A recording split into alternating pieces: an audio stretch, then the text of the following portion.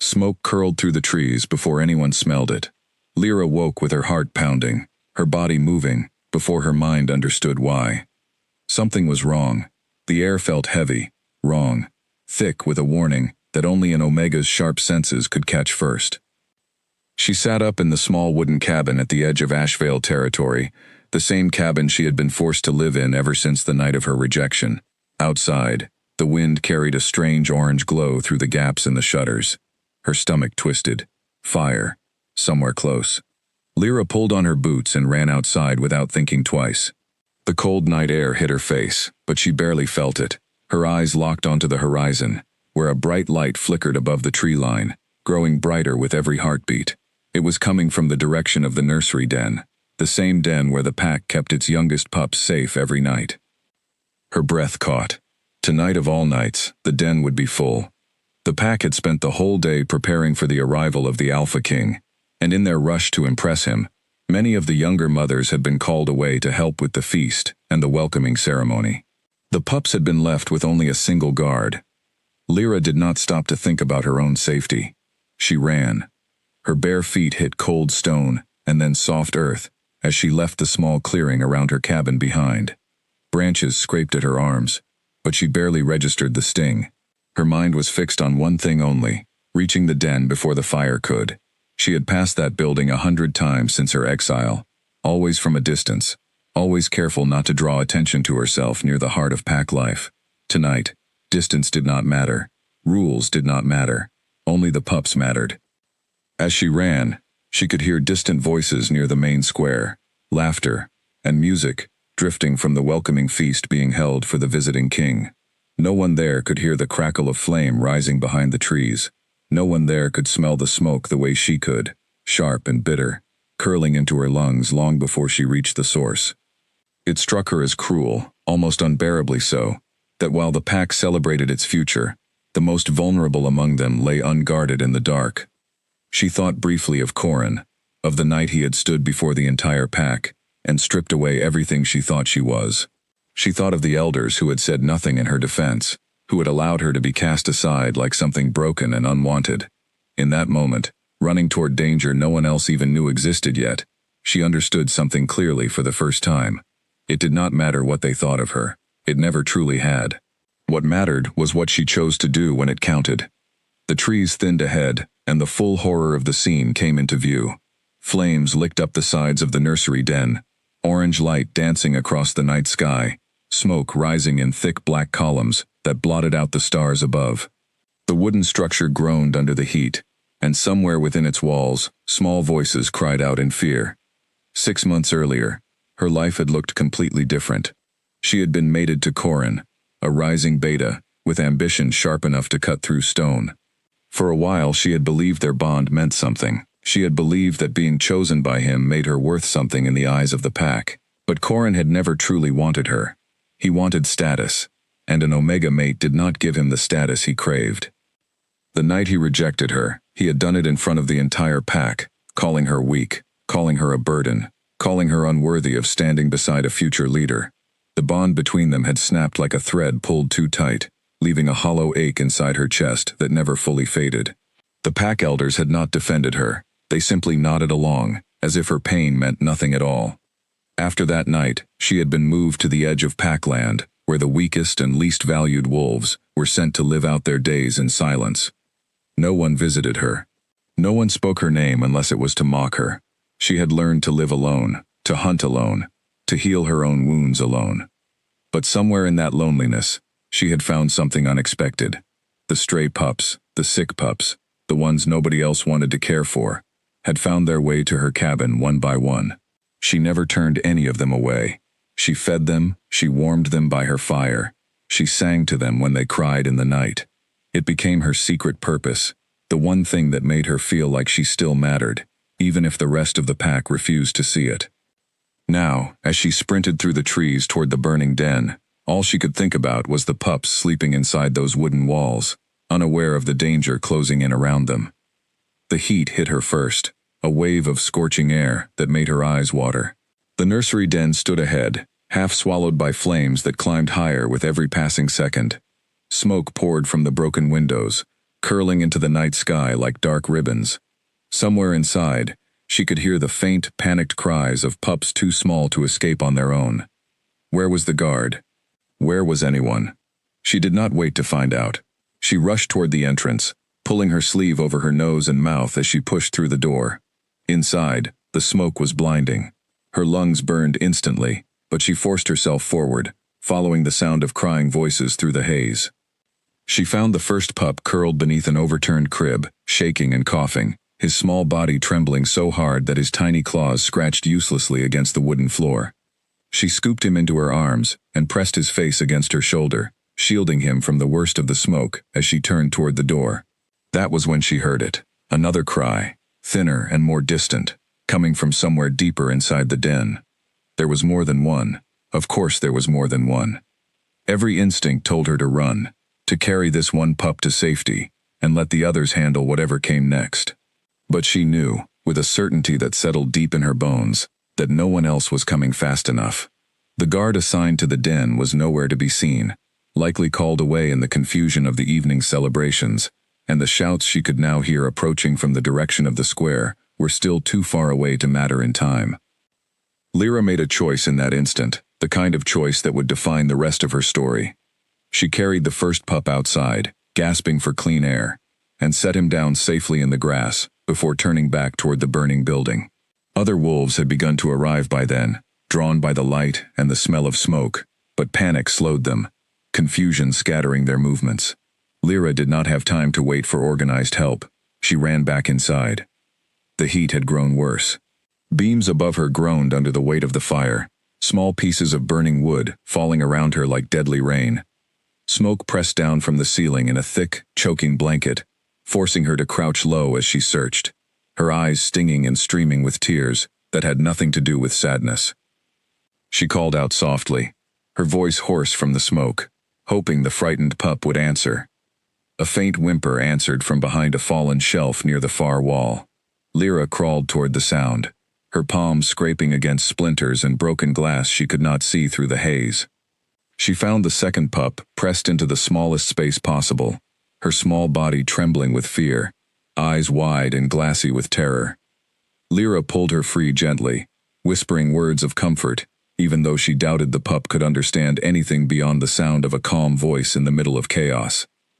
She turned back toward the door, ready to retrace her steps, but the path she had used before was now blocked by a wall of flame that had not existed moments earlier.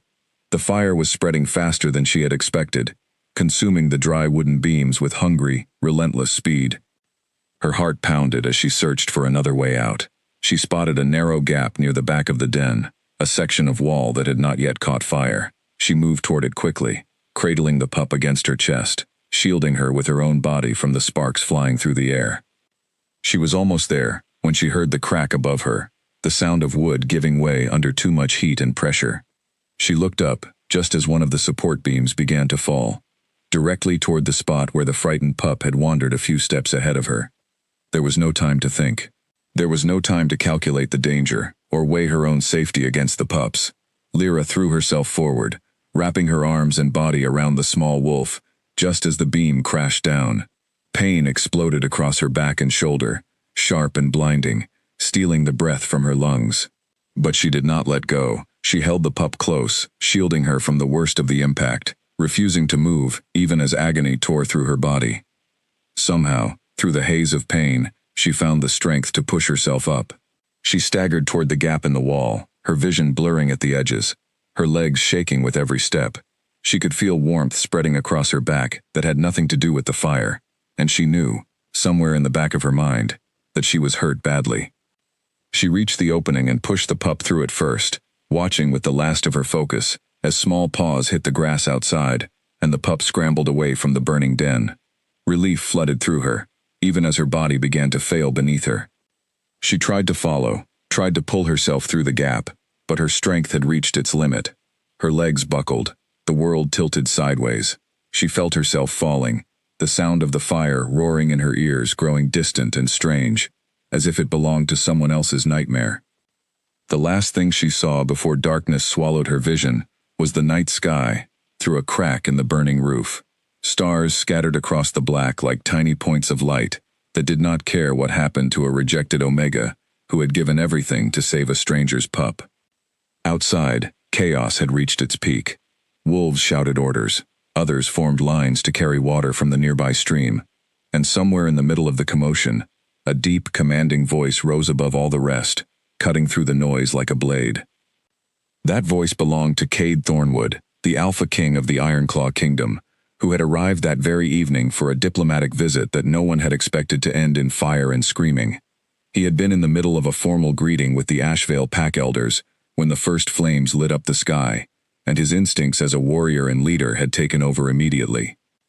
Only minutes earlier, Cade had been standing in the great hall of the Ashvale Pack, listening politely as the pack leader offered flowery words of welcome and promises of alliance between their two territories. He had come to Ashvale out of duty rather than desire, a formal visit meant to strengthen ties between the smaller pack and the much larger Ironclaw Kingdom he ruled. He had expected an evening of tedious speeches and careful diplomacy, not a fire lighting up the sky above the trees. The first scream had cut through the hall like a blade, followed quickly by more voices shouting about smoke and flame near the nursery den. Cade had moved before anyone else in the room, years of battle instinct taking over instantly. He did not wait for permission or protocol.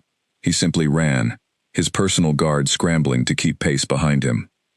Cade moved through the crowd with the authority of someone born to command, his sharp eyes scanning the chaos for the fastest way to help.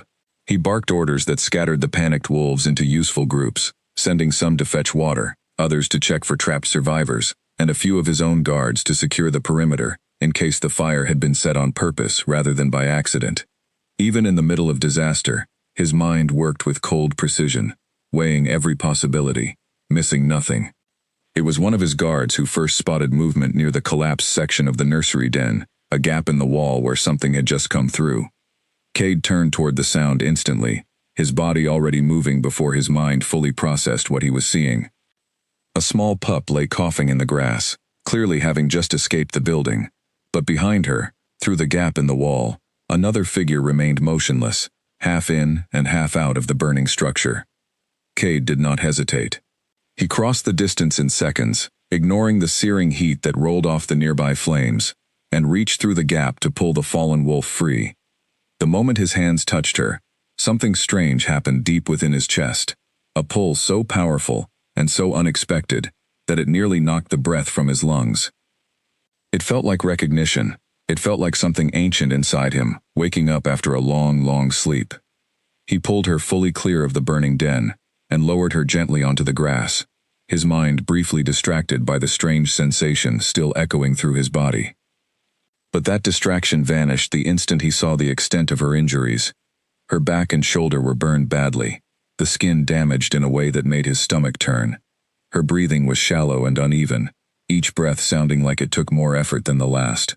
Soot covered her face, but even through the dirt and pain, he could see how young she looked, how fragile she seemed lying there on the cold ground. Cade knelt beside her instantly, his fingers searching for a pulse at her throat. It was there, but weak, fluttering like a bird trying desperately to stay in flight. Around him, other wolves began to gather, drawn by the sight of their king kneeling over a fallen Omega. Whispers spread through the crowd, questions about who she was and why she had been inside the burning den at all. A few voices mentioned her name with disdain, calling her the rejected one, the outsider, as if her worth could be measured by the mate who had discarded her. One older wolf, a woman named Ellen, who had once tended the nursery herself, pushed through the gathering crowd with tears streaking down her soot-stained face. She recognized Lyra instantly, and her voice cracked as she explained to anyone who would listen that this was the same Omega who had spent months quietly caring for orphaned and sick pups at the edge of the territory, asking nothing in return. Ellen's words spread through the crowd like a second kind of fire, this one made of shame rather than flame, as more and more wolves realized how they had misjudged the woman now lying broken on the grass before their king. Corin arrived moments later, drawn by the commotion, his expression shifting from confusion to something far more complicated when he saw who lay in the Alpha King's arms. He opened his mouth as though to speak, perhaps to explain, perhaps to claim some forgotten concern for the woman he had once rejected, But the look Cade gave him silenced any words before they could form. It was a look that promised consequences, though neither of them yet understood how deep those consequences would eventually run. Cade barely heard any of it. His entire focus had narrowed to the woman in front of him, whose chest rose and fell with increasingly shallow breaths. Something inside him refused to accept that she might not survive this night. He did not understand the intensity of that refusal, not yet, but he trusted it completely. He gathered her carefully into his arms, mindful of her injuries, and turned toward the pack elders, who had finally arrived at the scene, their faces pale with shock at the destruction before them. "Where is your healer?" Cade demanded, his voice sharp enough to cut through the remaining chaos. The elders stammered, explaining that the pack healer had been among those helping fight the fire, and had not yet returned. Cade's jaw tightened with barely restrained frustration. "Then I will not wait," he said, and without another word, he carried Lyra away from the wreckage, toward the guest quarters that had been prepared for his visit, his mind racing through everything he knew about healing magic, and how much of his own strength he was willing to risk to save a stranger he had known for less than an hour. Behind him, the fire continued to burn, slowly being brought under control by the combined efforts of both packs. But the true turning point of that night had already happened, quietly, in the space between a falling beam and a king's outstretched hand. In the moment, an Alpha King found a dying Omega and refused to let her go. The two rescued pups were carried to safety and reunited with their frightened mothers, who wept with relief as they checked their children for injuries. News spread quickly through the crowd about what had happened, about the Omega who had run into the fire not once, but twice, to save pups that were not even her own. Some voices grew quiet with shame, remembering how they had treated her in the months since her rejection. Others remained doubtful, unwilling to believe that someone so easily dismissed could be capable of such courage. But none of that mattered to Cade as he carried her through the halls of the guest quarters, calling for warm water and clean cloths, his mind already forming a plan that defied every warning his advisors would later give him. He did not know her name yet. He did not know her story, her pain, or the depth of loneliness she had endured. All he knew was the strange, undeniable pull he felt toward her, and the certainty that letting her die was simply not an option he was willing to accept. As he laid her gently on the bed in his temporary chambers, her breathing grew even weaker, each inhale shallower than the last. Cade knelt beside her, his hands hovering over her burned skin, warmth beginning to gather in his palms as an old, rarely used power stirred within him, one that few in his kingdom even knew he possessed. Cade's advisor, a steady and cautious man named Rowan, appeared in the doorway just as the healing warmth began to spread from Cade's palms into Lyra's damaged skin. Rowan's eyes widened at the sight, and he stepped forward quickly, his voice low and urgent. "My king, you should wait for a proper healer. This power is not meant to be used so freely, not on a stranger, not without knowing the cost." Cade did not look up. His focus remained entirely on the woman beneath his hands, on the faint, uneven rhythm of her breathing that seemed to grow steadier with each passing second. "She will not survive long enough for a proper healer to arrive," he said quietly. "I am not asking your permission, Rowan. I am telling you what I intend to do." Rowan fell silent, recognizing the tone in his king's voice, a tone he had heard only a handful of times before, always in moments that mattered more than protocol or caution. He stepped back, watching with a mixture of concern and quiet awe as warmth continued to flow from Cade into the injured Omega, slowly closing the worst of her wounds, slowly pulling her back from the edge of a darkness that had seemed ready to claim her only minutes earlier. Outside the window, the fire that had threatened to destroy the nursery den was finally being brought under control, the flames reduced to smoldering embers under the combined effort of both packs working side by side. Smoke still hung heavy in the night air, but the worst of the danger had passed for those gathered outside. Inside the quiet room, however, a different kind of danger was only just beginning to take shape, one neither Cade nor Lyra could yet see coming. A bond neither of them had chosen was already forming in the space between his healing warmth and her fading breath, a connection that would soon change everything they thought they knew about duty, about worth, and about the strange, unpredictable ways fate chose to bring two broken souls together. For now, all that mattered was the rise and fall of her chest, growing steadier with each passing minute, and the quiet, unwavering determination of a king who refused to let a dying stranger slip away into the dark. Lyra woke to the smell of clean linen and something faintly herbal, so different from the smoke and ash that had filled her lungs the night before. For a moment, she did not open her eyes, unsure whether she was still alive or caught somewhere between worlds. Pain answered that question quickly, a dull, throbbing ache across her back and shoulder that reminded her exactly how real everything still was. She opened her eyes slowly, blinking against soft morning light filtering through unfamiliar curtains. The room around her was nothing like her small cabin at the edge of the territory. The bed beneath her was soft and wide, the furniture polished and clearly expensive. Nothing an Omega like her would ever have been allowed near under normal circumstances. Her mind raced backward through fragmented memories, the fire, the pups, the collapsing beam, the desperate crawl toward the gap in the wall. She remembered pushing the second pup through to safety. She remembered her legs giving out beneath her. After that, everything faded into darkness. A soft knock interrupted her thoughts, and the door opened to reveal a young healer carrying a tray of bandages and a small bowl of what smelled like medicine. The healer froze for a moment, upon seeing Lyra awake, her eyes widening with surprise before quickly softening into relief. "You're awake," the healer said gently, setting the tray down on a nearby table.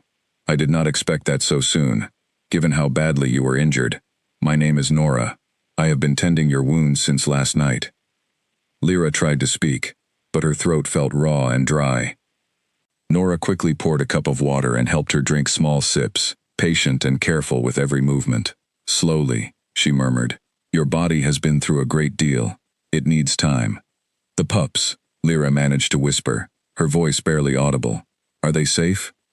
Nora smiled softly, clearly touched by the question being the first thing Lyra asked despite her own pain. "Both pups are safe and healthy, thanks to you. Their mothers have not stopped speaking your name since last night, though not in the way anyone expected, given how this pack has treated you before." Lyra absorbed this information slowly, part of her still waiting for the familiar sting of dismissal or cruelty to follow. It did not come. Instead, Nora continued changing her bandages with careful, gentle hands, occasionally glancing up with an expression that looked almost like admiration. As Nora worked, Lyra noticed the faint traces of warmth still lingering beneath her skin, a strange sensation, unlike anything she had felt before. Her burns, while still painful, looked far less severe than she remembered them being when darkness had taken her. The skin along her shoulder, though tender, had already begun to heal in a way that should not have been possible so quickly. "What happened to me?" Lyra asked quietly. "My injuries should be far worse than this." Nora hesitated, glancing toward the closed door, before answering in a lowered voice. "The Alpha King used his own healing gift on you last night. It is a rare power, one only a few bloodlines in the Ironclaw Kingdom still carry. He refused to leave your side until he was certain you would survive." Lyra's breath caught in her throat.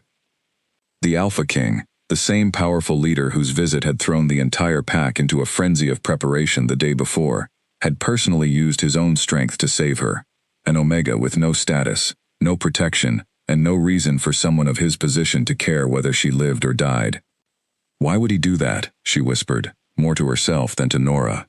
Nora shrugged gently, focusing back on her work. "I could not say for certain, but I have never seen him behave that way before, not with anyone. My cousin serves in his personal guard, and even she said she has never witnessed him use that power outside of battle, let alone for a stranger." Before Lyra could respond, the door opened again, and this time it was Cade himself who stepped into the room. He looked different in the morning light than she remembered from the brief, blurred moments before she lost consciousness. Tall, composed, with sharp eyes that studied her carefully, as though searching for any sign of continued pain or distress. Nora immediately straightened and offered a respectful bow before quietly excusing herself, leaving the two of them alone in the room. An awkward silence settled over the space for a moment, broken only by the soft crackle of the fireplace in the corner. "You saved 2 pups last night," Cade said finally, his voice steady but carrying an unmistakable weight of respect. "You ran into a burning building, not once, but twice, with no regard for your own safety." Lyra lowered her gaze, unused to being spoken to with anything resembling admiration. Anyone would have done the same, she murmured. No, Cade said firmly, taking a step closer. Not anyone. I have led warriors into battle for years, and even trained soldiers hesitate when faced with fire and collapsing structures. What you did last night was not something anyone would have done. It was something only someone truly brave would have done. Lyra did not know how to respond to that. Praise felt foreign to her, almost uncomfortable, like a language she had forgotten how to speak. She shifted slightly beneath the blankets, wincing as the movement pulled at her healing skin. Cade noticed immediately, his expression shifting to concern. You should rest. Your body needs time to recover fully, even with the healing I was able to provide. He hesitated for a moment before adding, I would like to know your name, if you are willing to share it. Lyra, she said softly. He repeated her name quietly, as though testing the sound of it, and something in his expression shifted subtly, though she could not quite place what it meant. Lyra, he said again, thank you for what you did last night.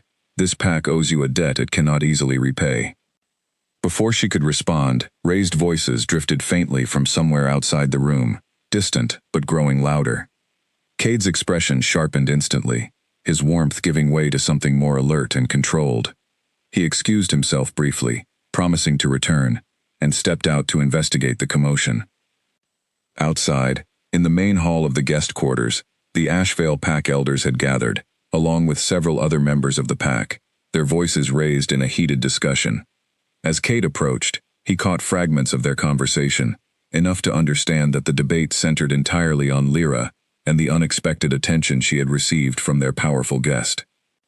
One elder, a stern older wolf named Baron, argued that the fire had likely been a tragic accident caused by carelessness among the younger guards, nothing more sinister than poor judgment during a night of celebration. Another elder disagreed, pointing out that the fire had started in multiple places at once, a detail that seemed unusual for something purely accidental. Cade's jaw tightened at that piece of information. He had noticed the same thing himself during the chaos of the previous night, though he had been too focused on rescuing survivors to dwell on it at the time. Multiple points of origin suggested something far more deliberate than an unfortunate accident.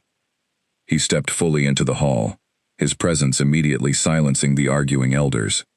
All eyes turned toward him, some with respect, others with poorly hidden nervousness. I want a full investigation into how that fire started, Cade said, his voice carrying the unmistakable authority of a king used to being obeyed. I do not believe for a moment that this was a simple accident. The elders exchanged uneasy glances, none of them eager to challenge his demand directly, though it was clear from their expressions that some among them would have preferred the matter quietly forgotten. Cade noted their reactions carefully, filing away every hesitant glance and uncomfortable silence for later consideration. As the elders dispersed to discuss the investigation among themselves, Corin lingered near the back of the hall, his expression unreadable. Cade's sharp eyes found him instantly, recognizing him from the brief, tense encounter the previous night outside the burning den. You were her mate once, Cade said, his tone carefully neutral, though something dangerous simmered just beneath the surface. The one who rejected her. Corin straightened, clearly uncomfortable under the weight of the king's attention. Pack matters are not always simple, my king. There were reasons for my decision. I am certain there were, Cade replied coolly, though I find it difficult to imagine any reason good enough to justify casting aside someone capable of the courage I witnessed last night. Corin had no response to that, and Cade did not wait for one.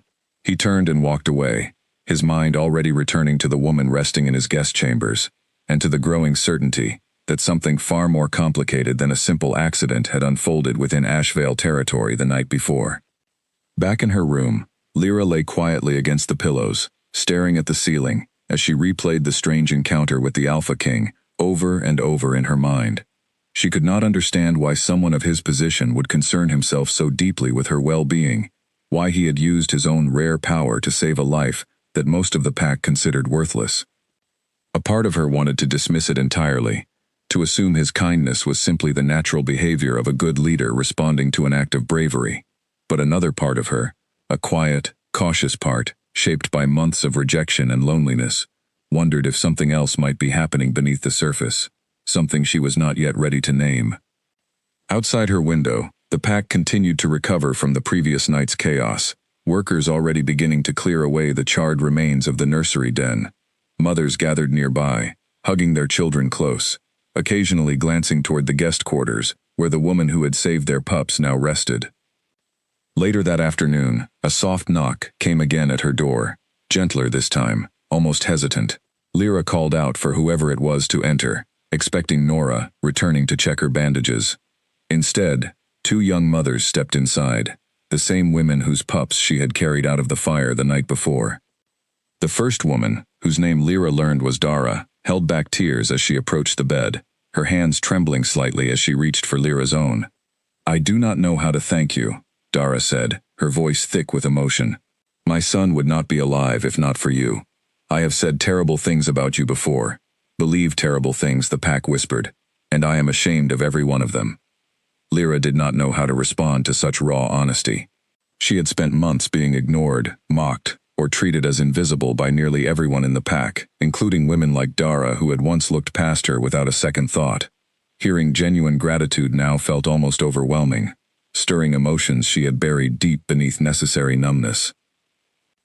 The second woman, quieter and more reserved, simply placed a small woven basket of fruit and bread on the table beside the bed, offering a soft, grateful smile, before following Dara back toward the door. Before leaving, Dara paused and turned back one more time. "Whatever happens next, whatever the pack decides about you," Dara said quietly, "know that some of us will not forget what you did. Some of us will not let the others forget either." After they left, Lyra lay in silence for a long while, staring at the small basket of food, turning the emotions of the day over in her mind. Gratitude felt strange after months of being cast aside. She wondered if this shift in how the pack viewed her would last, or if it would fade the moment the Alpha King departed, and life returned to its familiar cruel rhythm. Her thoughts drifted, unwillingly, toward Corin. She wondered if he had heard about what happened, if he felt anything at all upon learning that the mate he had so publicly rejected had run into a burning building to save children who were not even hers. Some small, wounded part of her wanted him to feel regret, to understand what he had thrown away. But a larger, wiser part of her recognized that his opinion no longer mattered nearly as much as it once had. Something had shifted inside her during those desperate minutes inside the burning den, a quiet realization that her worth had never truly depended on his approval in the first place. As evening approached, Cade returned briefly to check on her condition, finding her sitting up slightly against the pillows, color returning gradually to her face. He noted the improvement with visible relief, though his expression remained thoughtful, distracted by something clearly weighing on his mind. "The investigation into the fire has begun," he told her, settling into a chair near the bed. "Several details do not sit well with me. I intend to understand exactly what happened before I leave this territory." Lyra studied him carefully, noticing the tension in his shoulders, the sharpness returning to his gaze now that the immediate crisis of her survival had passed. "You believe it was set on purpose," she said quietly. "I believe it is possible," Cade replied honestly. "And if that is true, then whoever said it either wanted to harm the pups directly, or wanted to cause enough chaos to distract from something else entirely. Either possibility concerns me deeply." A chill crept through Lyra, despite the warmth of the room. She thought back to the frantic scramble of the previous evening, the unusual absence of proper guards at the nursery den on the one night the entire pack's attention had been focused elsewhere. It did seem suspicious now that she considered it carefully. "I want you to be careful," Cade said, his voice softening slightly as he looked at her.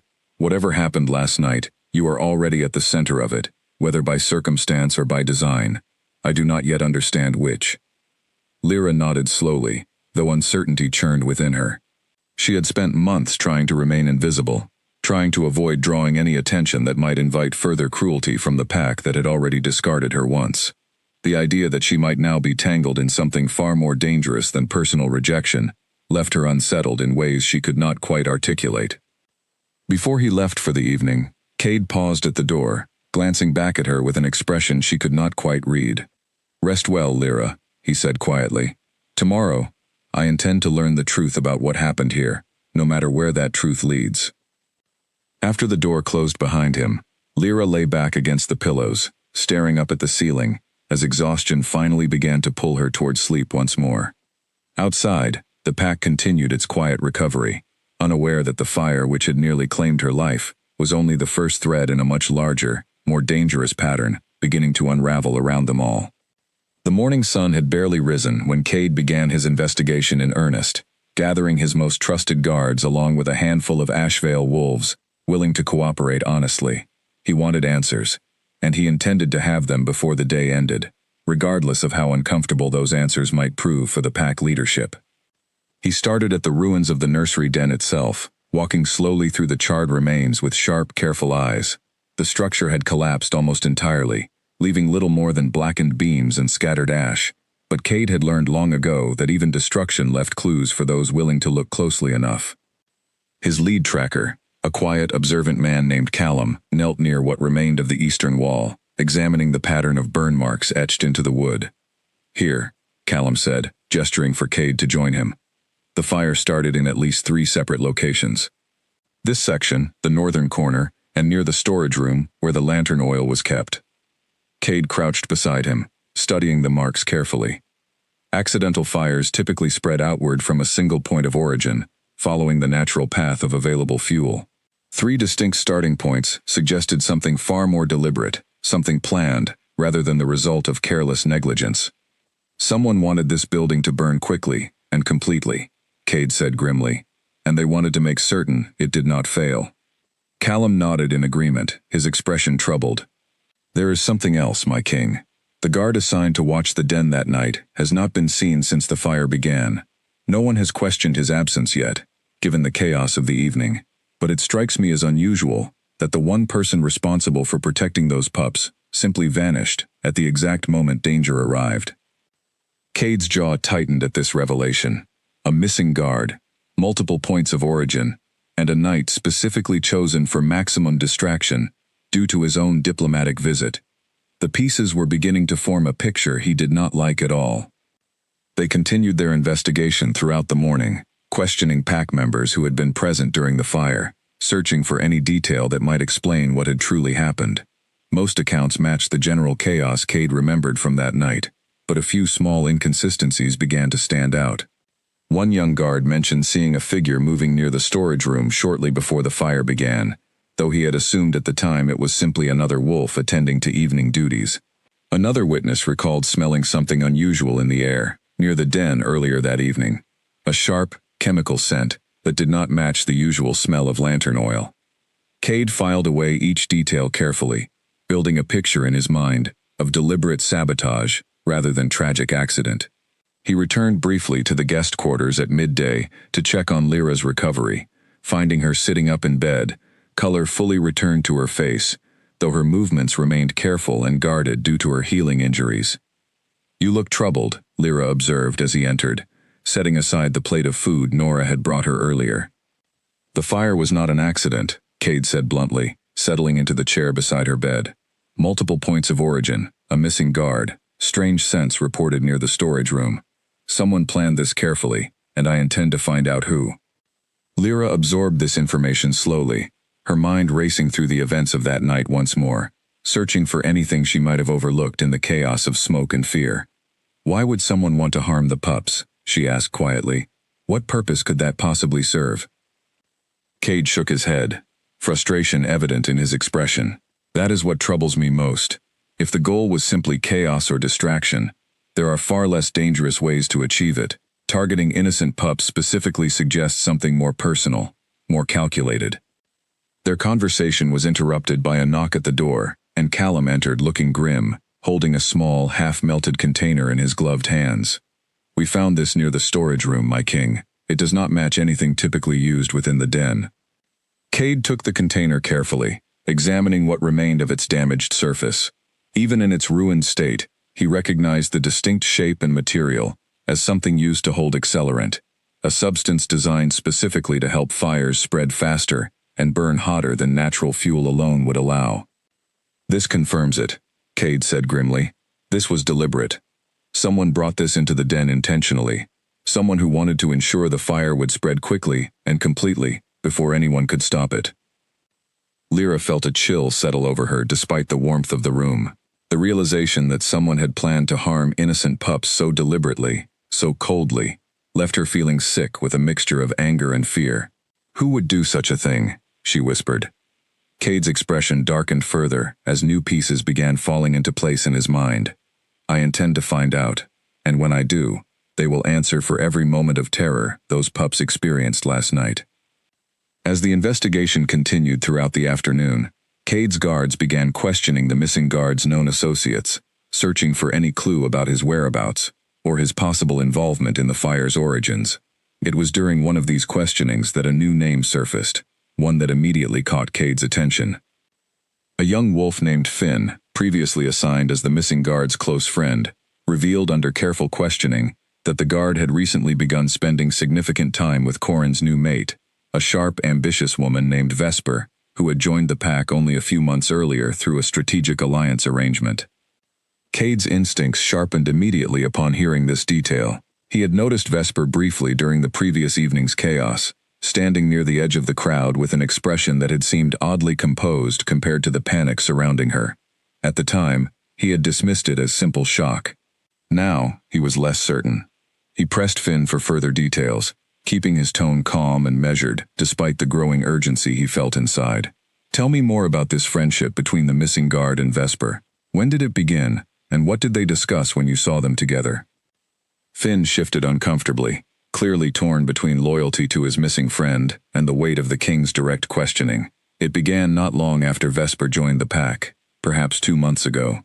At first, it seemed harmless enough, simple conversation between pack members.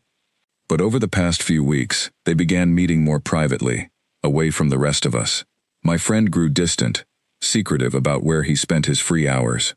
When I asked him about it once, he told me he was involved in something that would improve his standing within the pack, something he could not discuss until the time was right. Cade absorbed this information carefully, turning it over in his mind, alongside everything else he had learned that day. Did he ever mention Corin directly? Any hint that Corin himself might be involved in whatever arrangement he had formed with Vesper? Finn hesitated, clearly uncertain how much he should reveal. Only once. He mentioned that Corin was unhappy about something, unhappy enough that changes needed to be made quickly. I did not understand what he meant at the time, and I still do not fully understand it now. Cade thanked Finn for his honesty, and dismissed him, watching the young wolf hurry away with visible relief at finally being free from the intensity of royal questioning. Alone once more, Cade allowed himself a moment to consider everything he had learned. Corin unhappy about something, changes needing to be made quickly, a guard who mysteriously vanished at the precise moment fire threatened innocent pups. Every piece pointed toward a conspiracy far more calculated than a simple accident, though the full shape of it remained frustratingly unclear. He requested a private conversation with Vesper that same afternoon, careful to keep his approach casual and non-threatening, unwilling to alert her to the depth of suspicion already forming against her. Vesper arrived composed and confident, her expression carefully arranged into polite concern as she greeted the visiting king. "I understand you are investigating the terrible fire from last night," Vesper said smoothly, settling into the chair across from him. "Such a tragic accident. I am relieved the pups survived, thanks to that Omega's bravery." Cade studied her carefully as she spoke, noting the slight emphasis she placed on the word accident, as though testing how he might respond to the suggestion. "It was not an accident," he said plainly, watching her reaction closely. "We found clear evidence of deliberate sabotage. Multiple points of origin, an accelerant container, and a guard who conveniently disappeared at the exact moment the fire began."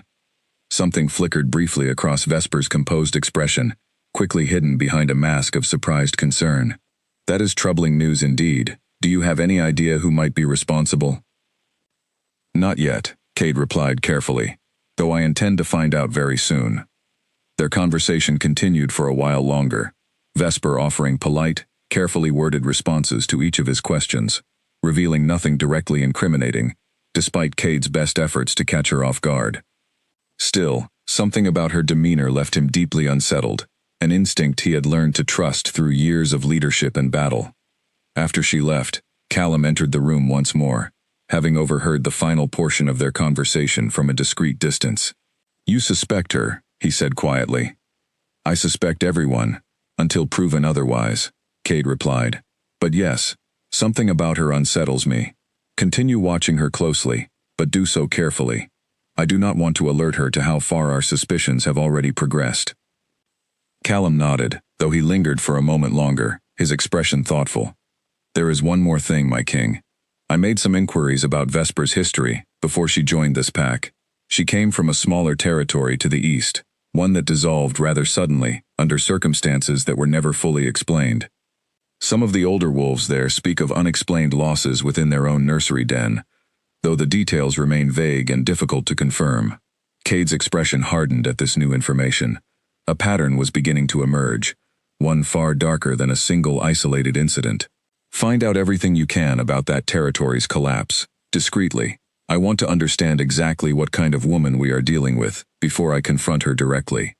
Callum bowed and departed to continue his quiet investigation, leaving Cade alone with his thoughts once more.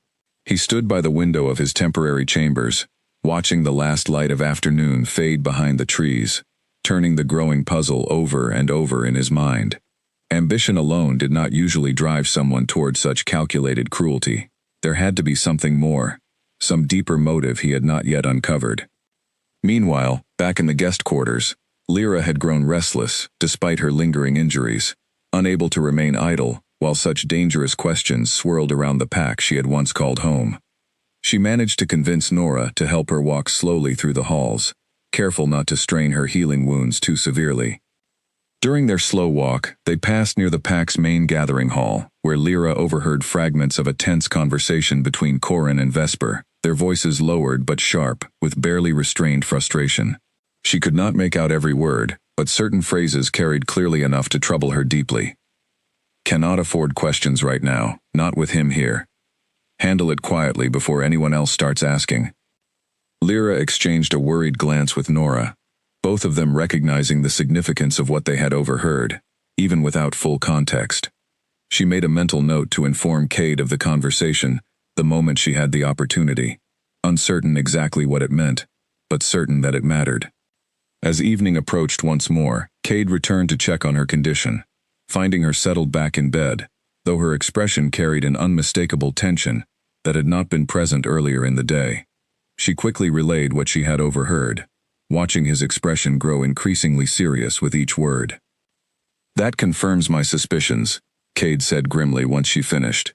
"Corin and Vesper are hiding something, and I intend to uncover exactly what before I leave this territory.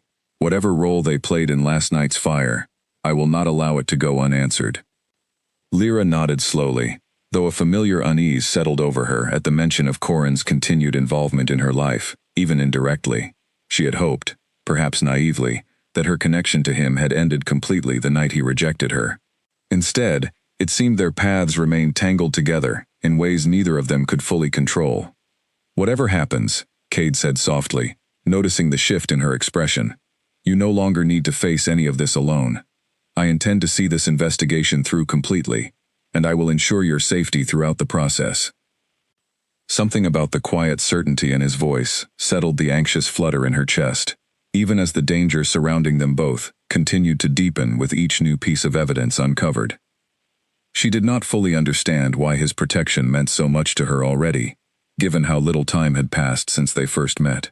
But she found herself grateful for it nonetheless, a small, steady comfort in the midst of growing uncertainty. Later that evening, after Cade had left to continue coordinating with his guards, Nora returned to check on Lyra one final time before retiring for the night. She found Lyra sitting by the window, staring out at the darkened territory beyond, her expression distant and thoughtful. "You should be resting," Nora said gently, though there was no real reprimand in her tone. "I keep thinking about what I overheard," Lyra admitted quietly. "Corin and Vesper, speaking so carefully, so quietly, as though afraid of being caught. I lived beside Corin for over a year, Nora. I never once saw him behave that way, so guarded, so nervous. Something has changed in him, or perhaps something was always there that I simply failed to notice." Nora settled into the chair beside her, her expression sympathetic. "Sometimes, the people closest to us hide the deepest parts of themselves most carefully. It is not a failure to have missed it. It simply means he chose to keep it hidden." Lyra considered this quietly, grateful for the gentle wisdom in Nora's words. Despite everything, despite months of isolation and cruelty, she found herself surrounded now by unexpected kindness, from Nora, from Dara, and the other grateful mothers, and most surprisingly, from the powerful king who had chosen to stay by her side through the worst of her recovery. "Do you think he suspects me of anything?" Lyra asked after a moment, her voice smaller than she intended. "The king, I mean. Do you think he wonders if I know more than I have told him?" Nora shook her head firmly. "Anyone who has spent even a few minutes near you can see how much you care for the safety of this pack, especially its youngest members. I do not believe the king doubts your honesty for even a moment. If anything, I believe he trusts you more than he trusts almost anyone else within these walls right now." The words offered small comfort against the uncertainty still churning within her, but comfort nonetheless. As Nora finally excused herself for the night, Lyra remained by the window a while longer, watching the shadows shift across the quiet territory below, wondering how many more secrets remained hidden within the pack she had once called home, waiting patiently in the darkness for the right moment to finally come to light. She did not yet know that somewhere beyond those quiet shadows, Vesper stood in her own private chambers, staring at a small, folded letter clutched tightly in her hand, her composed expression finally cracking beneath the weight of fear and calculation as she began planning her next dangerous move. As night fell fully over Ashvale territory, the investigation continued quietly behind closed doors, drawing closer with each passing hour to a truth that would soon shake the entire pack to its foundation, exposing secrets far darker than anyone had initially imagined possible. The next morning brought unexpected chaos when a second, smaller fire broke out near the storage barns on the far side of Ashvale territory. Though quickly contained by alert guards, the incident sent a fresh wave of fear rippling through the pack, confirming what Cade had already begun to suspect. Whoever had set the first fire was not finished, and they were growing bolder. Cade arrived at the scene within minutes, his expression grim as he surveyed the damage. The fire had been small, easily controlled, but the message behind it felt unmistakably clear. Someone wanted the pack to know that the danger had not passed, that whoever was responsible remained close, watching, waiting. "This was a warning," Callum said quietly as he joined Cade near the smoldering remains of a storage shed. "Whoever is behind this knows we are investigating. They are testing how far they can push before we catch them." Cade's jaw tightened with barely restrained frustration. "Then we move faster. I want guards posted at every building on this property by nightfall, and I want eyes on Vesper and Corin at all times, discreetly but constantly." As guards scrambled to follow his orders, Cade made his way back toward the guest quarters, his mind heavy with the weight of responsibility that had settled over him since arriving in Ashvale territory. What should have been a simple diplomatic visit had transformed into something far more dangerous, and at the center of it all remained a woman he barely knew, yet found himself unable to stop thinking about. He found Lyra sitting up in bed, stronger than she had been the day before, though her expression carried the same tension gripping the rest of the pack following news of the second fire. "I heard what happened," she said as he entered. "Is everyone safe?" "No one was harmed," Cade confirmed, settling into the chair beside her bed. But the message was clear enough. Whoever set the first fire is still here, still active, and growing increasingly reckless. Lyra absorbed this information with visible unease, her hands twisting the edge of her blanket nervously. "Corin came to see me this morning," she said suddenly, the words rushing out as though she had been debating whether to share them, before the second fire started. Cade's attention sharpened instantly. What did he want? "He apologized," Lyra said slowly, still processing the strange encounter herself. "For everything, the rejection, the way the pack treated me afterward." He seemed genuinely troubled, almost frightened. He kept glancing toward the door, as though worried someone might overhear our conversation. "Did he say anything about the fire, or about Vesper?" Cade asked carefully. Lyra shook her head. "Not directly, but he did say something strange before he left. He said he made a mistake trusting the wrong person, and that he hoped it was not too late to fix things. I do not know exactly what he meant, but it felt like more than simple regret over our failed bond." Cade considered this new information carefully, turning it over alongside everything else he had learned. Corin's sudden guilt, combined with his cryptic warning about trusting the wrong person, suggested a growing rift between him and Vesper, perhaps even genuine fear on Corin's part about how deeply he had become entangled in whatever scheme she was orchestrating. "I need to speak with him directly," Cade said finally. "If he is beginning to doubt his alliance with Vesper, he may be willing to reveal more than he has so far." Before Cade could act on this plan, however, a guard arrived at the door with urgent news that changed everything. Corin had been found unconscious near the eastern border of the territory, injured and barely breathing, discovered by a hunting patrol only minutes earlier. Cade rushed to the scene immediately, arriving to find Corin being carried carefully back toward the pack's healing quarters, his body bearing clear signs of a violent struggle. Bruises marked his face and arms, and a deep gash across his side suggested he had fought desperately against whoever attacked him. "He is stable for now," the healer reported, once Corin had been settled onto a bed and his wounds properly treated. But he lost a significant amount of blood before he was found. It will be some time before he regains consciousness, if he regains it at all.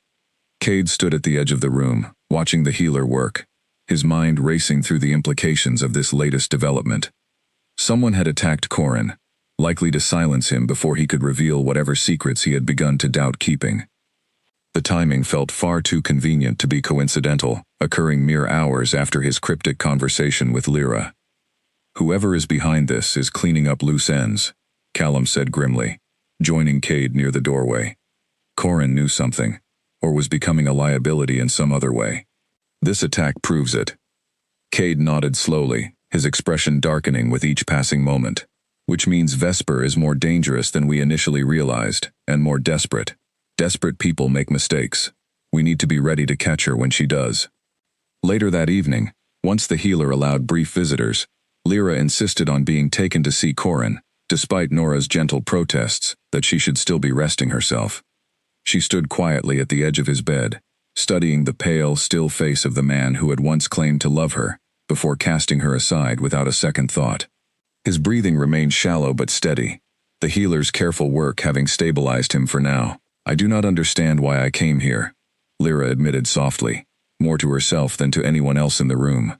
"After everything he did, I should not care whether he lives or dies." "But you do care," Nora said gently from behind her, having followed to make sure she did not overexert herself. "That does not make you weak, Lyra. It makes you exactly the kind of person who runs into a burning building to save children who are not your own." Lyra considered this quietly, watching the slow rise and fall of Corin's chest. Whatever bitterness remained between them, whatever pain his rejection had caused, she found she genuinely hoped he would survive long enough to reveal whatever truth he had begun to fear, before the attack silenced him. Perhaps, she realized, her hope had less to do with him specifically, and more to do with the innocent pups who remained in danger as long as Vesper's true plan stayed hidden. Word of the attack spread quickly through the pack, sending fresh waves of fear and confusion through wolves, already unsettled by 2 mysterious fires within as many days. Whispers filled the halls, questions about who might be responsible, about whether the pack itself was safe from whatever dark forces seemed to be circling closer with each passing hour. Lyra, informed of Corin's condition shortly after the attack, felt a strange mixture of emotions swirling within her. Despite everything he had done to her, despite the pain of his rejection still lingering somewhere beneath her healing heart, she found herself unable to feel anything close to satisfaction at his suffering. If anything, fear gripped her at the realization of how close danger had come, how quickly violence had escalated from fire to direct physical attack. "This is getting worse," she said quietly, when Cade returned to update her on Corin's condition. "Whoever is doing this will not stop until they get what they want, will they?" "No," Cade admitted honestly, unwilling to offer false comfort given the seriousness of the situation. "But I do not intend to let them succeed, whatever their ultimate goal may be. I have doubled the guards around this entire property, and I will not rest until whoever is responsible faces justice for everything they have done." Lyra studied him carefully, noting the fierce determination burning behind his controlled exterior. Something about his unwavering resolve steadied the fear churning within her own chest, even as the danger surrounding them both continued to escalate with each passing hour. As evening settled over the territory once more, guards patrolled every corner of Ashvale land with heightened vigilance, watching for any sign of further danger. Vesper, meanwhile, remained conspicuously absent from the general concern spreading through the pack regarding Corin's condition, a detail that did not escape Cade's careful notice.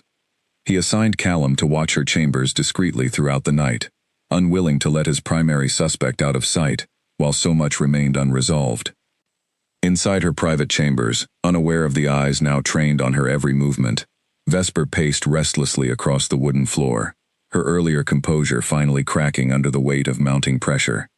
Corin's attack had not gone according to her original intentions.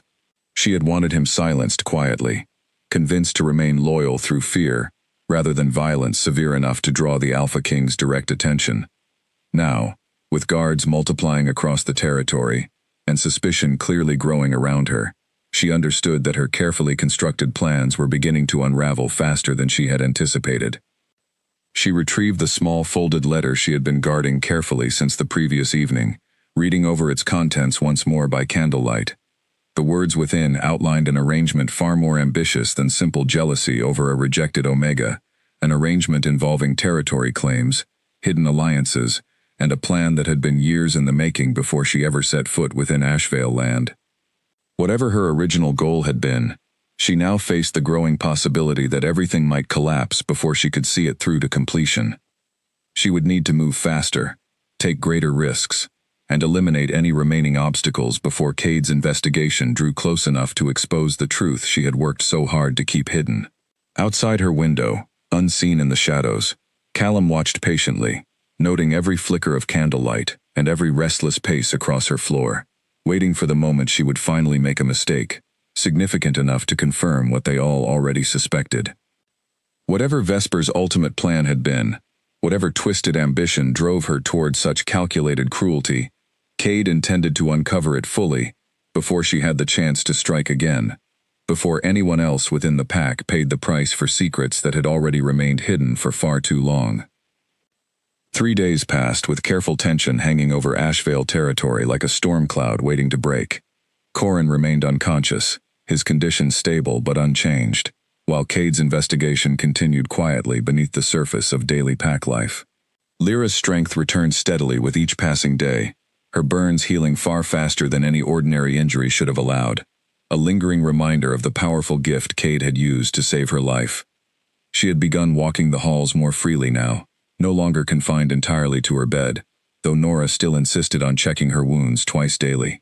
During one such morning walk through the quiet garden behind the guest quarters, she encountered Cade sitting alone on a stone bench, his expression distant and troubled as he stared out at nothing in particular. "You seem far away," she said softly, settling carefully onto the bench beside him, mindful of her healing shoulder. Cade glanced at her, a small, tired smile touching his lips despite the weight clearly pressing on him. "I am trying to understand Vesper's motive." Callum discovered something troubling about the territory she came from, unexplained losses within their nursery den before it dissolved entirely. "I fear we are dealing with a pattern rather than an isolated incident." Lyra absorbed this information with growing unease. "You think she has done this before, somewhere else?" "I believe it is possible," Cade admitted. "Which means whatever she is planning here extends beyond simple jealousy or personal ambition. There is something larger at play, something I have not yet fully uncovered." They sat together in comfortable silence for a while, the morning sun filtering gently through the trees above them. Despite the danger surrounding them, despite the uncertainty of everything still unresolved, Lyra found an unexpected peace in his presence, a steadiness she had not experienced with anyone in longer than she could remember. "Can I ask you something?" she said finally, breaking the silence. "Why did you save me? That night, you did not know me, owed me nothing, yet you used your own gift, a power you clearly guard carefully, to bring me back from the edge of death." Cade considered the question thoughtfully before answering, his expression growing softer as he turned to look at her fully. "I have asked myself the same question many times since that night. The truth is, the moment I found you, something inside me refused to accept any outcome other than your survival. I cannot fully explain it, but it felt like recognizing something I had been searching for, without realizing it." His words settled over her with unexpected weight, stirring something deep within her chest that she did not yet fully understand. Before either of them could explore the feeling further, a guard approached hurriedly, interrupting the moment with urgent news. "My king, Corin has regained consciousness. He is asking to speak with you immediately." Cade rose instantly, his focus shifting back to the investigation with practiced speed. He glanced back at Lyra, offering his hand to help her rise as well. "Come with me. I believe you should hear whatever he has to say." They made their way quickly to the healing quarters, where Corin lay propped against pillows, his face still pale, but his eyes alert and clearer than they had been since the attack. He looked up as they entered, relief flooding his expression at the sight of Cade's arrival. "I do not have much time to explain everything," Corin said, his voice weak but urgent. "Vesper attacked me herself. I confronted her about the first fire, about my suspicions that she was involved, and she did not deny it. She revealed everything, before striking me down and leaving me for dead." Cade leaned forward intently. "Tell me everything she said." Corin took a shaky breath before continuing. "She did not come to this pack by chance. She was sent here, part of a larger scheme involving several territories across the region, all connected through hidden alliances I never fully understood until she explained it herself. Her goal was never simply to secure status through our bond. She intended to weaken Ashvale from within, to create enough chaos and distrust that the pack would become vulnerable to a larger takeover being planned by forces beyond our borders." Lyra listened in stunned silence, the full scope of the danger finally becoming clear. This was never simply about jealousy or personal cruelty toward an Omega deemed unworthy. It was about something far larger, a calculated plan to destabilize an entire pack from within, using fire and fear as tools to weaken its foundation before a larger threat could strike. "The fires," Cade said slowly, piecing everything together. "They were never truly about harming the pups directly.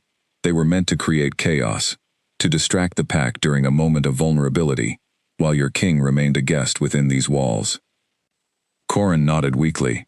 She hoped the destruction would create enough confusion that any larger movement against Ashvale would go unnoticed, until it was too late to stop. "My near death was meant to silence me before I could reveal any of this to you." "Where is she now?" Cade demanded, his voice sharp with barely restrained urgency. "I do not know," Corin admitted. "She fled immediately after attacking me, likely realizing her plan had already begun to unravel." Cade turned immediately to the guard still standing near the doorway. "Assemble every available guard. I want the entire territory searched immediately. She cannot be allowed to escape, not with everything she now knows about how deeply we have uncovered her plans." As guards scrambled to follow his orders, Cade turned back to Lyra, his expression grave but steady. "This is larger than we realized.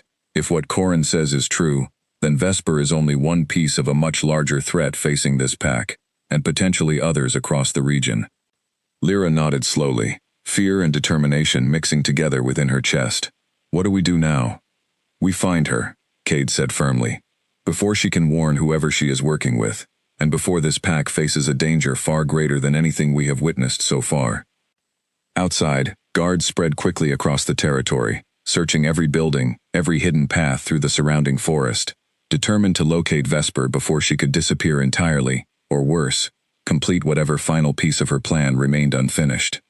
The peaceful morning had shattered entirely, replaced by urgent, coordinated movement as the full weight of the danger finally became clear to everyone involved. Lyra remained close to Cade throughout the search efforts, unwilling to retreat back to the safety of her room while so much remained uncertain. Despite the fear coursing through her, despite the exhaustion still lingering in her healing body, she felt a fierce determination settling over her, a refusal to let Vesper's cruel scheme succeed after everything the pack had already endured. As the sun began climbing higher into the sky, word finally reached Cade that Vesper had been spotted near the northern border, moving quickly toward the edge of Ashvale territory as though attempting to flee before pursuit could catch her. Cade's expression hardened with fierce resolve as he gathered his fastest guards, determined to intercept her before she could escape into the surrounding wilderness and disappear entirely from their reach. "Stay here," he told Lyra firmly, though gently, before departing. "This is not safe for you, not yet." Lyra wanted desperately to argue, to insist on joining the pursuit, despite the obvious danger, but she recognized the wisdom in his caution, especially given her still healing injuries. She watched from the edge of the guest quarters as Cade and his guards disappeared into the trees, chasing after the woman who had brought such chaos and danger into a pack already struggling under the weight of old wounds and new uncertainty. The following hours passed in agonizing tension as Lyra waited for news, pacing slowly through the halls, despite Nora's gentle protests, her mind racing through every possible outcome of the pursuit, currently unfolding somewhere beyond the northern border. Whatever happened next would determine far more than simply Vesper's fate. It would determine the safety of an entire pack, and perhaps others beyond it, still unaware of the danger that had nearly succeeded in tearing them apart from within. The chase led Cade and his guards deep into the forest bordering Ashvale territory, following fresh tracks that wound through dense trees and across a shallow, rushing stream. Vesper moved quickly, clearly familiar with the terrain despite her relatively short time within the pack. But Cade's warriors were faster, trained for exactly this kind of pursuit through difficult ground. They caught sight of her finally near a rocky outcropping close to the border, her breathing ragged from the desperate flight, her composed mask completely gone now, replaced by raw, cornered fear. She turned as they approached, her eyes darting quickly across the surrounding trees, as though searching for any remaining path of escape. "There is nowhere left to run," Cade called out, his guards spreading around her in a wide, careful circle. "Surrender now, and perhaps this can end without further bloodshed." Vesper's expression twisted with something between defiance and desperation. "You do not understand what you are dealing with," she said, her voice sharp despite her exhaustion. "This was never simply my plan alone. There are others involved, powerful others, and they will not stop, simply because you have caught me." "Then tell me who they are," Cade demanded, taking a slow, careful step closer. "Cooperate now, and I promise you fair treatment. Continue resisting, and you will face the full consequence of everything you have done, alone." For a moment, it seemed as though Vesper might actually consider his offer, her expression flickering with something like hesitation. But then her eyes hardened once more, and she reached quickly toward a small blade hidden within her sleeve, clearly prepared to fight rather than surrender. Cade's guards moved instantly, subduing her before she could do any real damage, wresting the blade from her grip and securing her firmly despite her continued struggling. Within moments, the fight had ended entirely. Vesper restrained and breathing heavily, her carefully constructed plans finally, completely unraveled. "Take her back to the territory," Cade ordered firmly.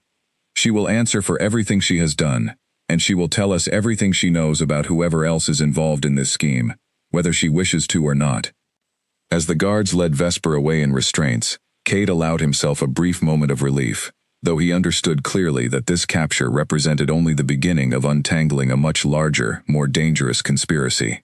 Corin's revelation about a larger scheme targeting multiple territories suggested that Vesper's arrest, while crucial, would not fully eliminate the danger still potentially lurking beyond Ashvale's borders. Back at the guest quarters, Lyra paced anxiously until word finally arrived that Vesper had been captured and was being brought back under heavy guard. Relief flooded through her, quickly followed by a fresh wave of uncertainty about what would happen next, about how deeply this conspiracy truly extended, and about what consequences the pack might still face, even with its immediate architect finally caught. Cade returned late that afternoon, exhaustion evident in his features despite the successful capture. He found Lyra waiting near the entrance of the guest quarters, and something in his expression softened immediately upon seeing her. "It is done," he said simply. "She has been secured, and will be questioned thoroughly. I do not yet know how much she will reveal, but at least the immediate danger to this pack has been contained." Lyra felt tension she had not fully realized she was carrying, finally begin to ease from her shoulders. "What happens now?"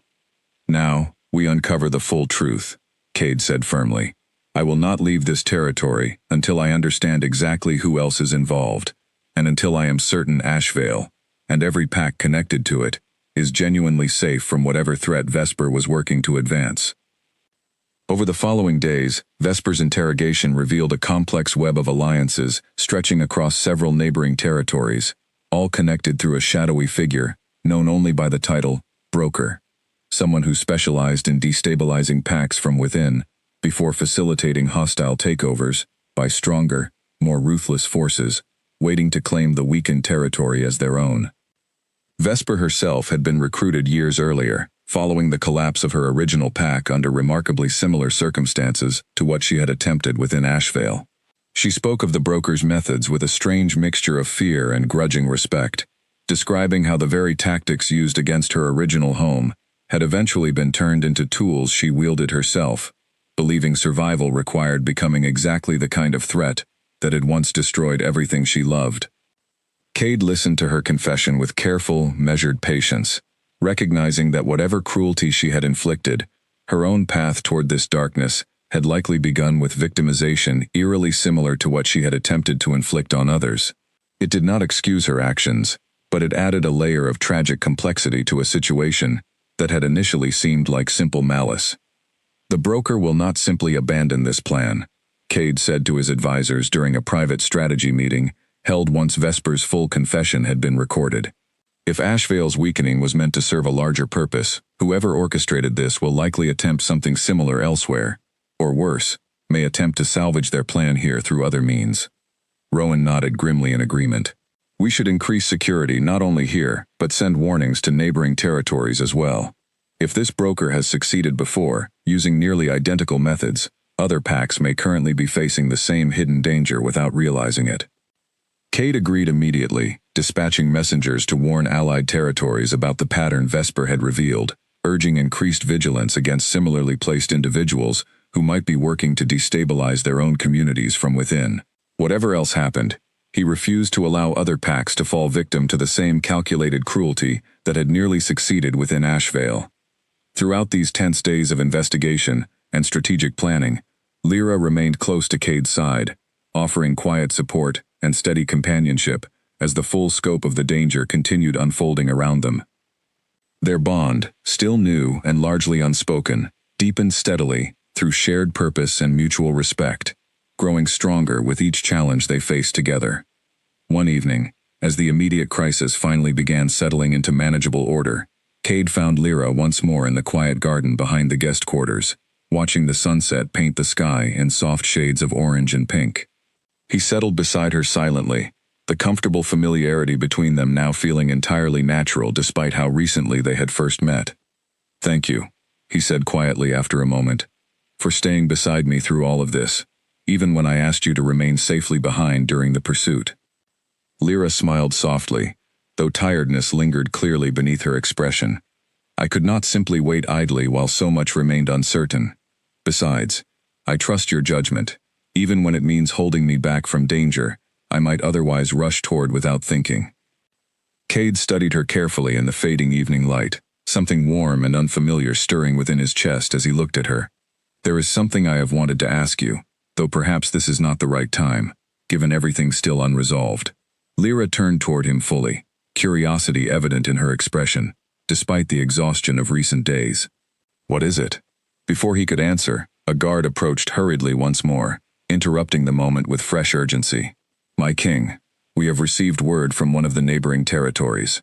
They believe they have identified someone matching the broker's description, operating within their own pack." Cade's expression shifted immediately back toward the seriousness demanded by his position, though a flicker of quiet regret remained visible beneath his renewed focus. Whatever he had wanted to ask, whatever moment had briefly opened between them, would need to wait once more, overshadowed by the larger danger still unfolding across the region. The news from the neighboring territory sent Cade into immediate action, gathering his most trusted advisors to determine the fastest, safest way to address this new threat, without repeating the same mistakes that had nearly cost Ashvale so dearly. The pack in question, a smaller territory known as Willowmere, had reported strange behavior from a recently arrived member, whose story bore striking similarities to Vesper's own carefully constructed background. Cade dispatched Callum immediately to investigate, along with a small team of trusted warriors, skilled in quiet observation rather than direct confrontation, mindful of the lesson learned from Ashvale's own experience. Moving too aggressively too soon might alert the suspect and allow them to escape before the full truth could be uncovered. While Callum's team departed for Willowmere, Cade remained in Ashvale to continue overseeing the recovery efforts within his temporary host territory. Corin's condition had stabilized fully, and though his relationship with Lyra remained complicated by the weight of past hurt, he had begun making genuine efforts to atone for the pain his rejection had caused, offering sincere apologies not only to her, but publicly to the pack as a whole, for the poor judgment that had allowed Vesper's manipulation to take root so easily. The pack elders, shamed by their own failure to protect Lyra during her months of exile, began slowly working to repair the damage their neglect had caused.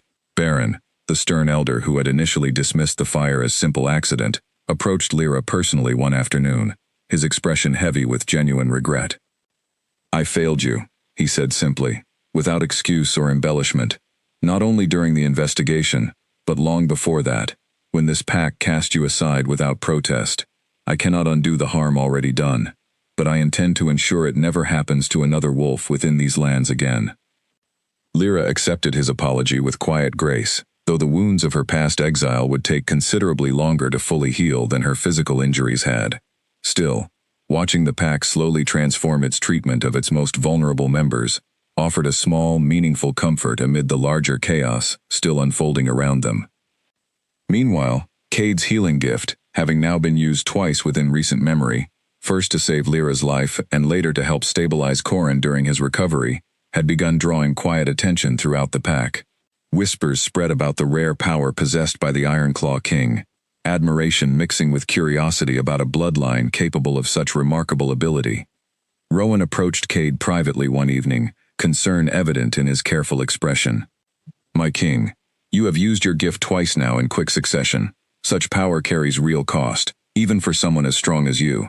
I worry about the toll this is taking, particularly given how much energy you expended saving Lyra that first night." Cade acknowledged the concern honestly, aware of the growing fatigue he had been carefully hiding beneath his composed exterior. "I am managing it, Rowan, but you are right to raise the concern.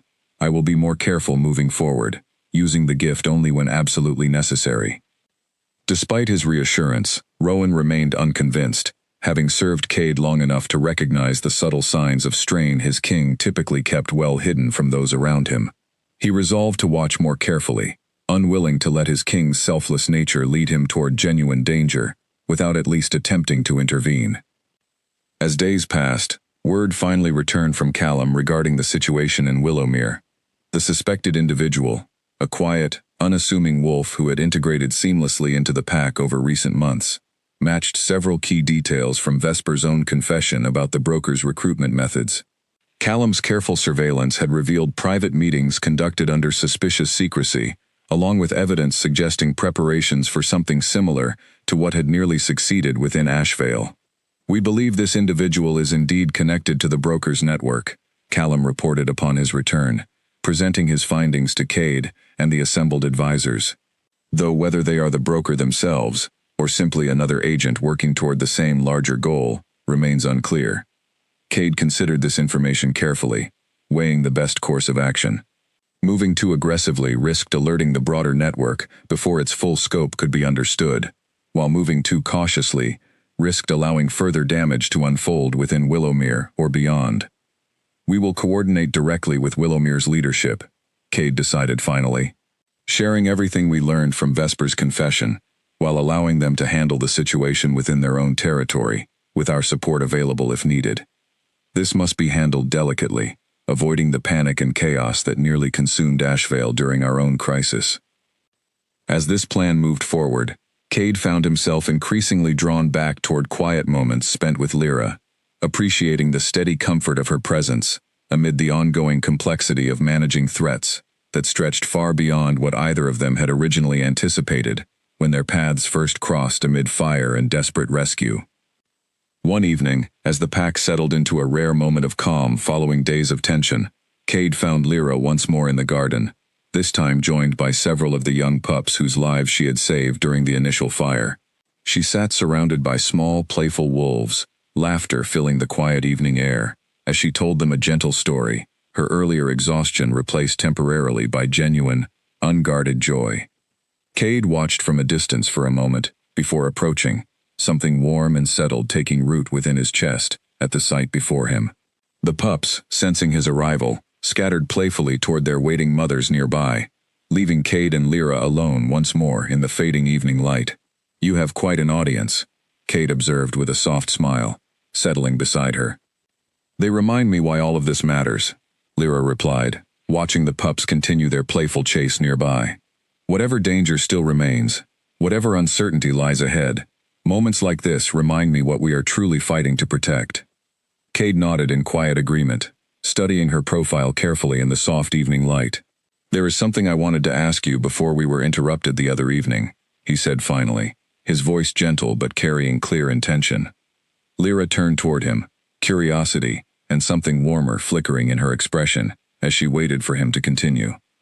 "From the moment I found you that first night," Cade said slowly, choosing his words with careful thoughtfulness, "I felt something I have never experienced before, a connection I still do not fully understand, but one I have come to trust completely over these past days.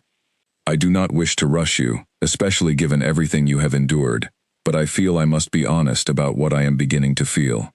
Lyra's breath caught softly at his words, her heart pounding with a mixture of hope and lingering caution born from past betrayal. Before she could respond, however, a sudden commotion erupted near the main gate of the territory, guards shouting urgently as new, unexpected danger arrived without warning, shattering the fragile peace of the evening entirely. Cade rose immediately, his relaxed posture vanishing in an instant, as years of battle instinct took over completely. He moved swiftly toward the source of the commotion, Lyra following close behind, despite the danger, unwilling to retreat to safety, while so much remained uncertain. At the main gate, a small group of unfamiliar wolves stood facing off against Ashvale's guards, tension crackling through the air, as both sides remained poised for potential conflict. At the front of the strange group stood a tall, composed figure, whose calm demeanor amid such tension immediately caught Cade's sharp attention. "State your purpose here," Cade demanded, his voice carrying the unmistakable authority that had commanded armies and negotiated treaties across countless territories. The stranger studied Cade carefully before responding, an unsettling calm evident in his measured tone. "I believe you have something that belongs to me, Alpha King, a woman named Vesper, currently held within your walls."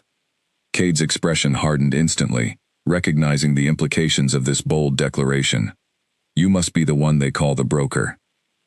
A thin smile crossed the stranger's face, neither confirming nor denying the accusation directly. "Names carry little meaning in my line of work. What matters is that Vesper's usefulness to my larger plans remains significant, and I have come to reclaim her before she reveals information that could prove costly to interests far beyond this small territory." "She has already revealed a great deal," Cade replied coolly, refusing to be intimidated by the stranger's calm confidence. "Your network, your methods, your pattern of destabilizing territories from within, before facilitating hostile takeovers. Whatever plans you had for Ashvale, and apparently for Willowmere as well, have already been exposed." The broker's expression flickered briefly, with something like genuine surprise, quickly smoothed back into careful composure. "Impressive. Vesper proved more forthcoming than I anticipated. No matter. Information alone does not undo the groundwork already laid across multiple territories. Even with this particular plan compromised, others continue moving forward exactly as intended." Cade's guards tensed further at this thinly veiled threat, hands moving cautiously toward weapons as the standoff continued. Lyra watched from a careful distance, fear and determination mixing within her, as she observed the dangerous confrontation unfolding before her. "You will not be taking Vesper anywhere," Cade said firmly, his tone leaving no room for negotiation. "She will answer for her crimes within Ashvale territory, and you, along with your network, will face justice for every act of destabilization and cruelty you have orchestrated across this region." The broker's calm expression finally shifted toward something colder, more dangerous. "You misunderstand the scope of what you are dealing with, Alpha King. My network extends far beyond what your investigation has uncovered so far. Territories you consider allies may already harbor agents working toward goals you cannot yet imagine. Challenging me directly would be, I think, quite unwise." "Is that a threat?" Cade asked, his voice deceptively calm, despite the danger clearly simmering beneath the surface. "Simply a fact," the broker replied smoothly. "But since you seem unwilling to cooperate reasonably, I suppose I will need to demonstrate exactly how serious my resolve truly is." Before Cade could respond, the broker's group moved suddenly, several of them producing weapons hidden beneath their cloaks, launching a swift, coordinated attack against the gathered Ashvale guards. Chaos erupted instantly, warriors clashing fiercely near the main gate as Cade moved to defend his people, years of combat training taking over with practiced precision. Lyra watched in horror as the fight unfolded, torn between the instinct to flee to safety and the desperate need to help however she could. She spotted one of the broker's warriors moving quickly toward the section of the territory where the pups typically gathered during evening hours, clearly intent on using them as leverage against the pack's resistance. Without hesitating, Lyra moved to intercept, positioning herself directly in the warrior's path despite her still healing injuries and obvious disadvantage in direct combat. "You will not touch those children," she said fiercely, refusing to step aside despite the clear danger facing her. The warrior hesitated only briefly before continuing forward, clearly unconcerned about the threat posed by a single injured Omega standing in his way. But that brief hesitation proved enough time for one of Cade's guards to notice the developing threat, rushing quickly to intercept before the warrior could reach either Lyra or the vulnerable pups beyond her. The fighting continued fiercely for several tense minutes, Ashvale's guards, bolstered by Cade's own skilled warriors, gradually gaining the upper hand against the broker's smaller group. Recognizing the shifting tide of battle, the broker signaled a swift retreat, his remaining warriors disengaging quickly and melting back into the surrounding forest before pursuit could be organized effectively. "Do not celebrate too quickly," the broker called back as he retreated, his composed voice carrying clearly, despite the chaos still settling around the battlefield. "This is far from finished, Alpha King. Consider this merely a preview of what continued resistance will cost you." As the immediate threat receded into the darkness of the surrounding trees, Cade turned quickly to check on his people, relief flooding through him as he confirmed no fatal casualties among his warriors, though several had sustained injuries during the brief but intense confrontation. His gaze then found Lyra, standing exactly where she had positioned herself to protect the pups, her expression a mixture of fear and fierce determination. He crossed the distance quickly, checking her carefully for injuries, despite her insistence that she remained unharmed.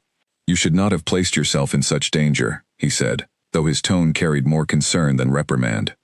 "I could not simply stand by while children were threatened," Lyra replied firmly, meeting his gaze without hesitation despite her obvious exhaustion. "Whatever risk I faced, it was worth it to keep them safe." Something in Cade's expression softened, despite the tension still gripping the aftermath of battle. "Your courage continues to remind me exactly why this pack, and this entire region, needs someone like you standing among its people." As guards began tending to the wounded and securing the territory against further potential attack, Cade gathered his advisors for an urgent strategy session, understanding clearly now that the danger facing Ashvale extended far beyond a single rogue agent's ambition.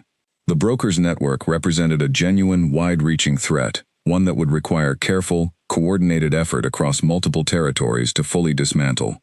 "We need to reach out to every allied territory immediately," Cade said grimly, addressing his gathered advisors within the war room hastily assembled following the attack. "Sharing everything we have learned, coordinating our defenses, and preparing for the possibility that the broker will attempt similar attacks elsewhere as retaliation for tonight's failure." Rowan nodded in agreement, already beginning to draft messages that would need to be sent before dawn. "This will require significant resources and careful diplomacy, my king. Many territories may resist believing such a widespread threat exists without clear proof." "Then we provide proof," Cade said firmly. "Vesper's confession, tonight's attack, everything we have gathered. I will not allow fear of inconvenient truth to leave other packs vulnerable to the same manipulation that nearly destroyed Ashvale from within." As the strategy session continued late into the night, Lyra remained close by, offering what support and insight she could regarding the pack's internal vulnerabilities that had allowed Vesper's initial manipulation to succeed so effectively. Her first-hand experience with the pack's flawed treatment of its most vulnerable members provided valuable perspective on exactly how such destabilization efforts could take root within seemingly stable communities. By the time dawn finally broke over the territory, exhausted but resolute, Cade and his advisors had formulated a comprehensive plan to address the growing threat posed by the broker's network, understanding clearly that the battle fought that evening represented only the opening confrontation in a much larger struggle still unfolding across the region.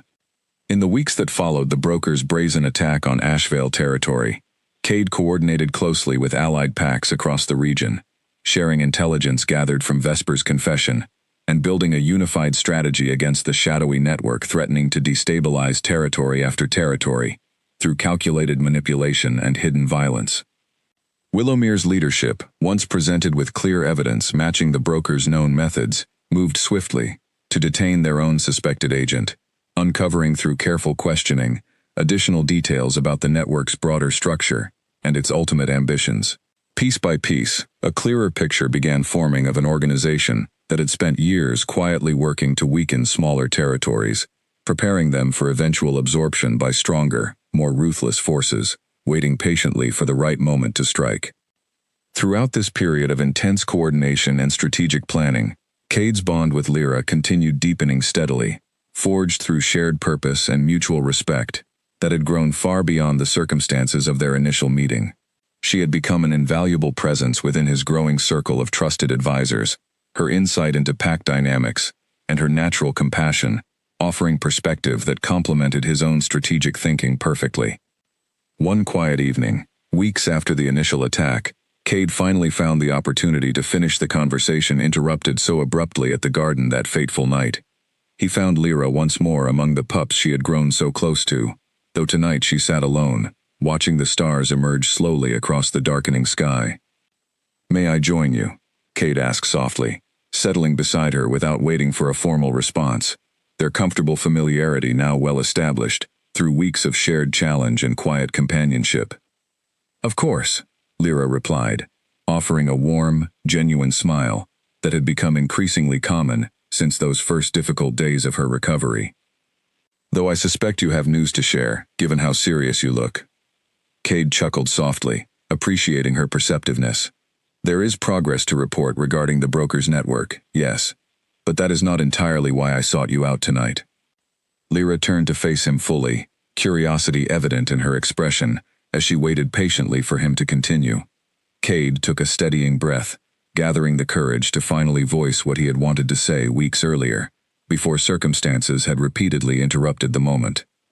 "From the very first night I found you," Cade began, his voice carrying quiet sincerity, "something inside me recognized a connection I had never experienced before, one I initially could not fully explain or understand.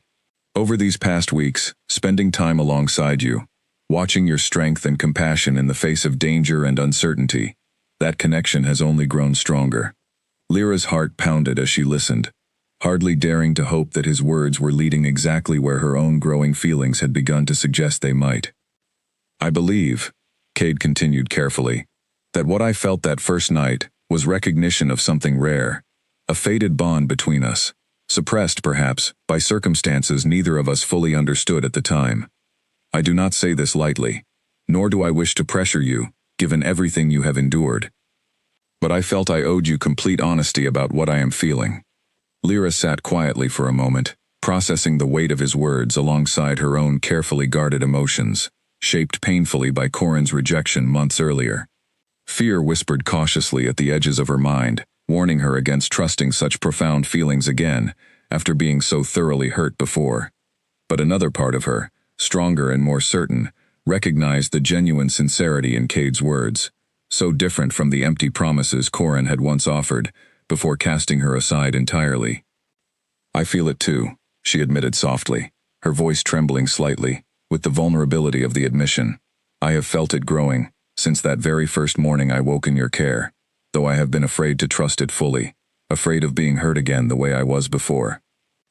Cade reached gently for her hand, his touch warm and reassuring despite the uncertainty still lingering in her expression. "I understand that fear completely, and I will not ask you to abandon your caution overnight. But I want you to know that whatever pace feels right to you, I intend to prove through my actions, not simply my words, exactly how genuine this connection truly is." As their conversation continued softly beneath the emerging stars, a subtle warmth began spreading between them, an unmistakable pull that neither of them could deny any longer. Cade leaned closer slowly, giving Lyra every opportunity to pull away if she wished, but she remained still, her breath catching gently, as their lips finally met in a soft, tender kiss that sealed the unspoken bond that had been building steadily since that desperate, fire-lit night weeks earlier. When they finally parted, Lyra's eyes shone with unshed tears, though her expression carried genuine joy rather than sorrow. "I never imagined I would feel this way again," she whispered, "especially not with someone like you." "Someone like me," Cade repeated with a soft, teasing smile, though warmth remained evident beneath his gentle humor. An Alpha King, Lyra clarified, a small laugh escaping despite the emotional weight of the moment.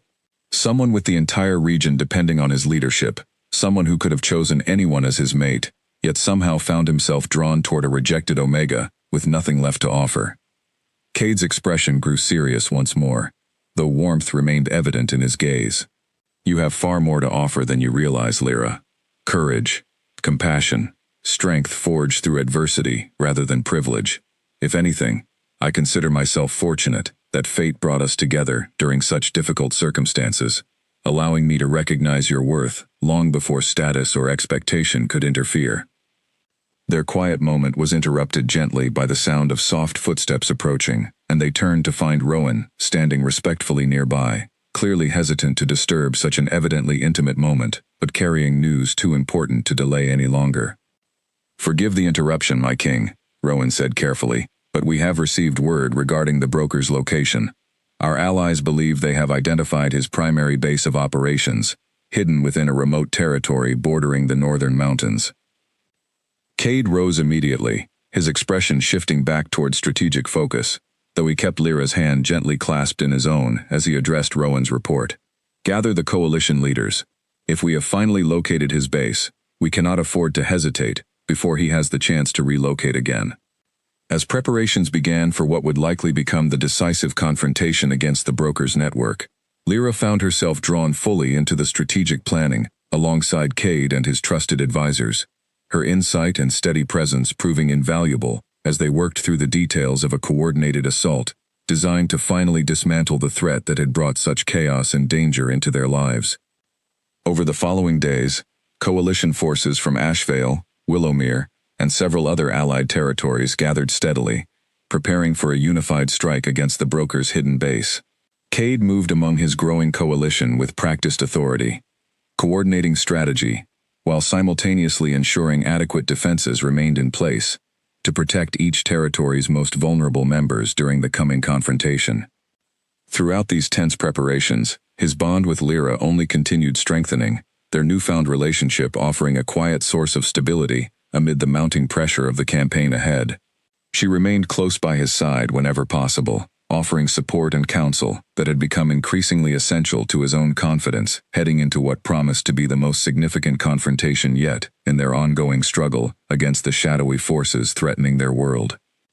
As the coalition finally prepared to march toward the broker's mountain stronghold, Cade paused one final time to speak privately with Lyra before the campaign began in earnest. Whatever happens in the days ahead, he said softly, holding her close, know that my feelings for you remain unwavering, regardless of the outcome awaiting us. Lyra met his gaze steadily, her own determination evident despite the uncertainty of what lay ahead. Then let us face it together, exactly as we have faced everything else since that first terrible night brought us together. With that quiet promise settled firmly between them, the coalition forces finally began their march toward the northern mountains, carrying with them not only the hope of dismantling a dangerous network once and for all, but also the growing certainty that whatever challenges remained ahead, they would face them united, bound together by a connection far stronger than the circumstances that had first brought them together. The journey toward the northern mountains took 3 full days, the coalition forces moving carefully through unfamiliar terrain, while maintaining constant vigilance against potential ambush. Cade led the combined warriors with steady confidence, drawing on years of military experience to coordinate movement across difficult ground, while minimizing risk to the substantial force now marching under his unified command. Lyra traveled among the coalition's support ranks, having insisted on joining the campaign despite Cade's initial reluctance to expose her to further danger. Her healing abilities, though nowhere near as powerful as Cade's own rare gift, had developed steadily under Nora's careful mentorship during the weeks of preparation, making her a valuable addition to the campaign's medical support, rather than a vulnerability requiring constant protection. As they approached the remote territory where the broker's stronghold had been identified, Callum's scouts returned with detailed reports of the base's defenses, revealing a fortified compound guarded by a substantial force of loyal mercenaries and manipulated agents, drawn from the very territories the network had spent years destabilizing. The defenses are significant, Callum reported during the final strategy session before the assault. but not insurmountable given our combined numbers. The greatest risk lies in the broker himself, potentially escaping during the chaos of battle, allowing his network to continue operating, even if this particular stronghold falls.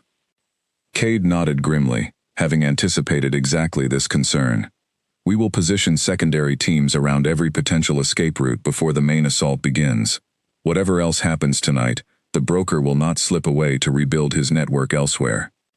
As dawn broke over the mountain stronghold the following morning, the coalition forces moved into position with practiced precision, surrounding the compound from multiple directions, while Cade prepared to lead the primary assault directly through the main gate.